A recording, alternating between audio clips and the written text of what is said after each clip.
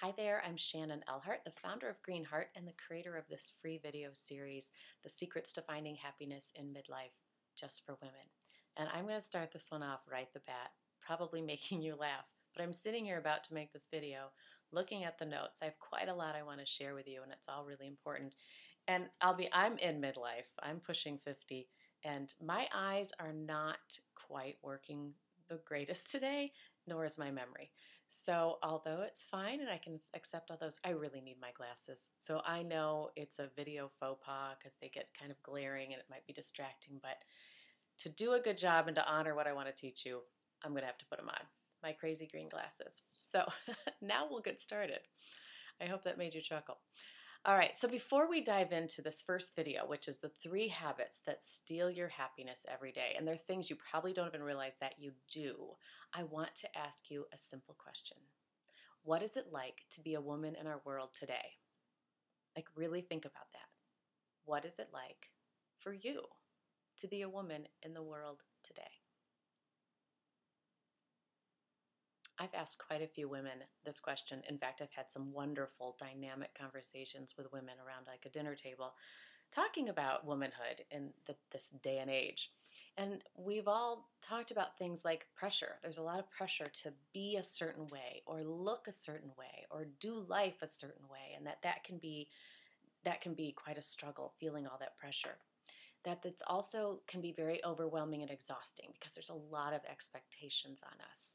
And the other thing we've talked about is how it can be kind of depressing, that there's a lot of social pressure on us. In fact, just like walking through the checkout line at a grocery store, if you look to the magazines, you're going to see covers reminding you why or how we're judged all the time as women, and for the least important things, like whether or not we have cellulite on the back of our legs. I mean, who cares, right? I do, thank goodness, also hear women talk about, and I agree, how fun and rewarding and exciting it is to be a woman today. However, I really like to help women and that pressure, overwhelm, and depression that can happen, especially as we get into midlife and we've had more experience in it. And I know you can make that all end by connecting more with the real you, because that real you is happy. It's all the stuff that the world puts on us that makes us unhappy, and it's how we perceive or think about all that stuff. So the 3 habits I'm going to share with you today all tie in with these things: feeling pressure, overwhelm, exhaustion, and depression. So let's jump into the first habit. The first habit you probably do is thinking poorly about yourself. About 15 years ago, I was challenged to think about my thinking, which didn't even seem possible, but I did it. And I was shocked at how negative I was, especially about myself. Have you ever done that? Have you ever really paid attention to your thinking patterns? Because most women, in fact, 100% of them that I've worked with and asked them to do exactly this, have been very surprised as well, just like I was, at how negative they could be. We can be so hard on ourselves as women, much, much too hard, even bad enough to feel depressed every time we look in a mirror, which is such a shame. So the question I ask women, the one that really stops them in their track, and they're always like, holy cow, I never thought of that, Shannon. And I'm going to ask it to you in a minute, but before I do, I want you to think about a young girl or a young adult woman who you really love or care about deeply. So it could be a daughter, maybe one of your friend's daughters, or a niece, a granddaughter, a neighbor girl. Even if you want to, you can think of an adult female friend or a sister. But I really want you to have someone in mind. So seriously pause this if you need to think of someone. But I'm thinking you could come up with someone pretty quickly. So think about a younger woman who you really care about. Now ask yourself, here's the golden question. Would I speak to this girl or young woman in the same way that I speak to myself or think about to myself? Would I speak to this girl or young woman in the same way that I speak to myself? So think about it. If you get out of the shower and think, oh my God, I'm so fat, why do I keep eating junk? Would you say that to that young girl? Why are you so fat? Why do you keep eating junk?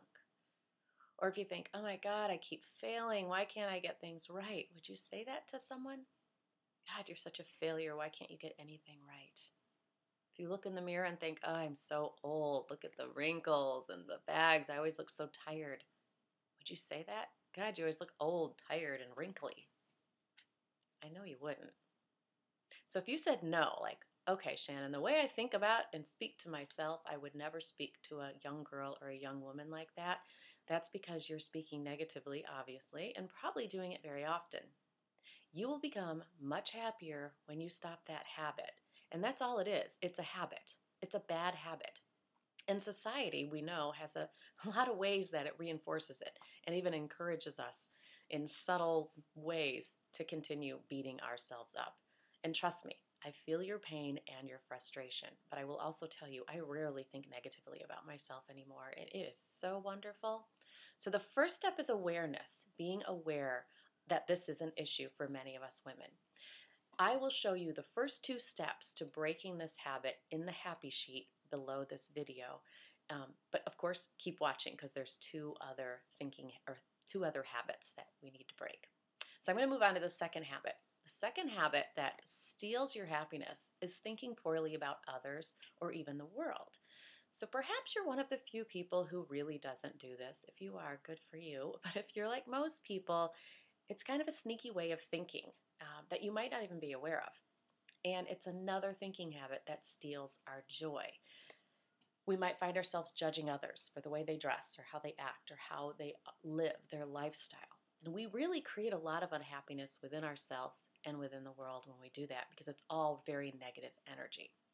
And this can be as subtle, listen up, this can be as subtle as rolling your eyes at the coworker who you find irritating or the neighbor, or gossiping about your neighbor to a good girlfriend, or making assumptions about the homeless guy you walk past, or even judging another woman for how she dresses, or how she is a mother to her children, or how she behaves, or drives her car, or wears her hair, or even the fact that she's had some work done.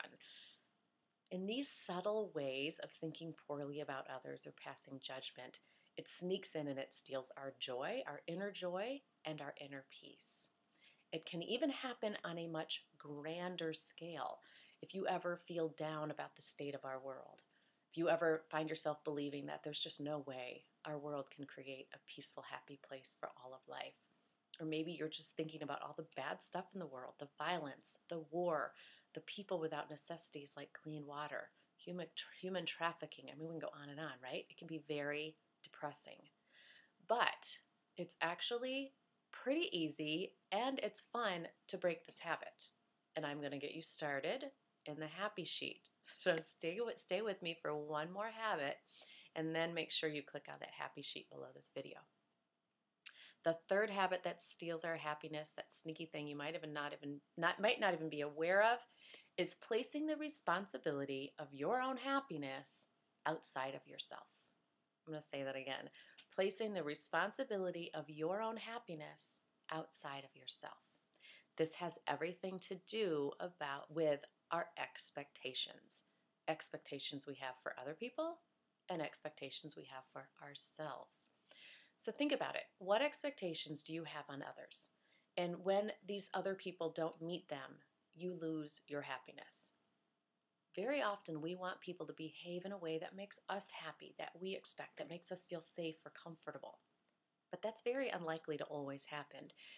And if we put our happiness on hold, unless these people comply with what we want, we're probably going to be unhappy more often or causing a lot of unhappiness to the other people as well. Now, don't get me wrong. This does not mean that let's say you ask someone, your husband or your partner or your child, to be responsible for the garbage, taking the garbage out every week, and they just blow it off week after week after week, and you just have to smile over it. This does not mean you're passive and a doormat, but it also does not mean having your happiness determined by someone else's choices. The other expectation is what you put on yourself. Women tend to put way more pressure on themselves than they need to. I know I've done it, and I still fall into that trap sometimes. We want to take care of everyone else, from the stray dog downtown to the people all the way across the globe who are suffering. And then, of course, we want to take care of every family member and people in our neighborhood and people at work, etc., etc. We are caretakers, and it can be a wonderful part of us and a wonderful gesture out to the people immediately around us and to the world at large. But we forget about one person, right? We forget about ourselves. And when we can, and then we lose happiness. And you know what we gain? We gain resentment, frustration, and exhaustion, right? Now, the happy sheet below will give you my favorite 2 tips, and I guarantee you're probably not going to like them. But I really strongly, strongly encourage you. Well, you probably won't like one, and the other one you're going to think is really weird. But I promise you, if you do these, if you apply them, you're going to start kicking this habit to the curb. I really hope you found this video helpful. I hope these haven't been too distracting. There was a lot I wanted to share. I didn't want to leave anything out. Thinking ahead to the next video, this one is about that there are 5 different layers of happiness. I like to think of them as layers, as though you're putting on layers of clothing to go out into a big snowstorm.